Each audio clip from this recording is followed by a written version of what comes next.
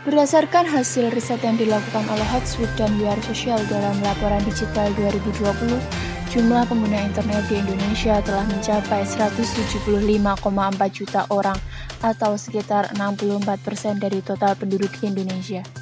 Sebanyak 171 juta atau 98% dari total pengguna internet menggunakan perangkat mobile untuk mengakses internet. Data Kemenkominfo menyebutkan bahwa ada sekitar 800.000 situs di Indonesia yang telah terindikasi sebagai penyebar berita hoax. Hoax adalah informasi palsu, berita bohong, atau fakta yang dipelintir atau direkayasa untuk tujuan lelucon hingga serius atau politis. Berdasarkan data dari Mavindo, Masyarakat Anti Fitnah Indonesia, hoax banyak tersebar melalui sosial media seperti Facebook, WhatsApp, dan Twitter. Hal tersebut karena sosial media dirasa lebih mudah untuk memperoleh informasi dibandingkan dengan media cetak seperti majalah dan koran. Berikut adalah beberapa berita hoax yang sempat beredar di masyarakat. Beberapa waktu lalu, sebuah pesan berisi informasi yang mengabarkan bahwa Ustazah Mama Dedeh meninggal dunia beredar luas di media sosial dan aplikasi pesan WhatsApp pada Rabu, 27 Mei 2020. Dalam pesan tersebut disebutkan bahwa Mama Dedeh meninggal dikarenakan sakit. Berikut adalah bunyi pesan yang beredar. Innalillahi wa inna ilaihi raji'un, turut belasungkawa yang mendalam. Semoga almarhumah Mama Dedeh diampuni dosa-dosanya, diterima amal ibadahnya, dan meninggal dalam keadaan husnul khotimah. Al-Fatihah. Selain itu ada juga pesan lain yang menjelaskan waktu dan lokasi meninggalnya Mama Dedeh. Dalam pesan tersebut disebutkan bahwa Mama Dedeh meninggal pada hari Selasa, tanggal 26 Mei 2020, sekitar pukul 10 malam. Dikarenakan sakit di Eka Hospital Bumi Serpong, Damai, Tangerang, Banten.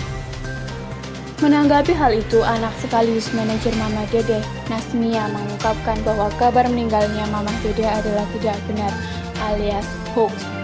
Nasmia pun mengatakan kondisi ibundanya saat ini dalam keadaan sehat. Tak hanya itu, manajer Abdul Ahrian, partner kerja Mama Dedeh, Gio Jimmy pun mengonfirmasi bahwa kabar meninggalnya pendakwah ternama itu adalah tidak benar. Menurutnya, informasi meninggalnya Mama Dedeh bukanlah Mama Dedeh pendakwah, melainkan Hajah Dedeh Syahrawati, istri Ketua Keluarga Banten.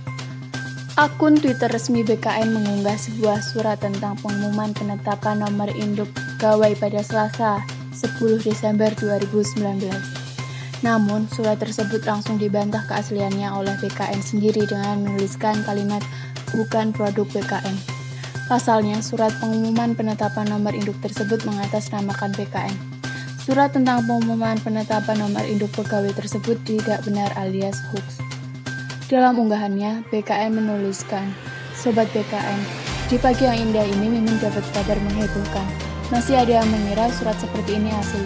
Sedih, Mimin pesan, percayalah dengan kemampuan kalian, bukan yang mengaku orang dalam bisa bantu dan lain-lain. Melalui Kompas.com, pelaksana tugas Kepala Biro Humas BKN Paryono mengharapkan masyarakat hanya mengacu pada kanal informasi resmi milik pemerintah dalam mencari referensi tentang info-info kepegawaian.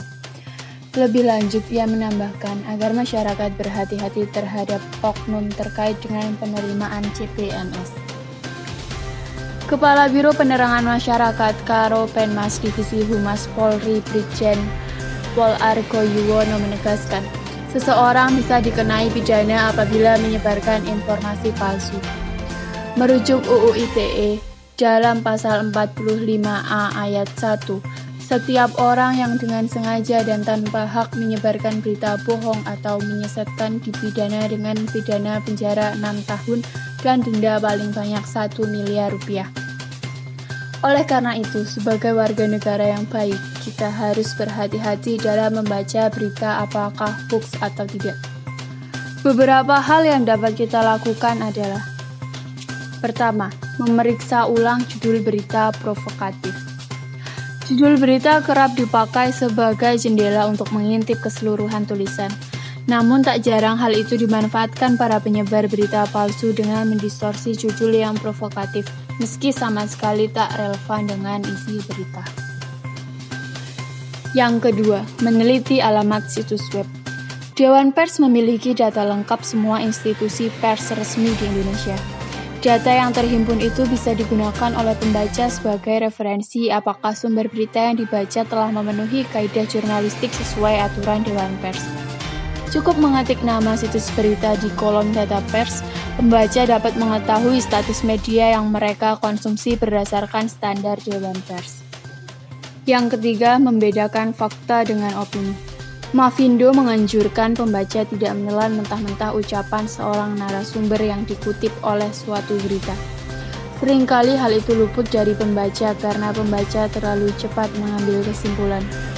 Semakin banyak fakta yang termuat di sebuah berita, makin banyak kredibel berita itu. Yang keempat, cermat membaca korelasi foto dan caption yang provokatif. Persebaran foto provokatif biasanya diimbuhi dengan tulisan yang telah disunting. Cara termudah menguji keabsahan informasi dari foto yang diterima, pembaca bisa membuka Google Image di aplikasi penjelajah lalu menyeret foto yang dimaksud ke kolom pencarian.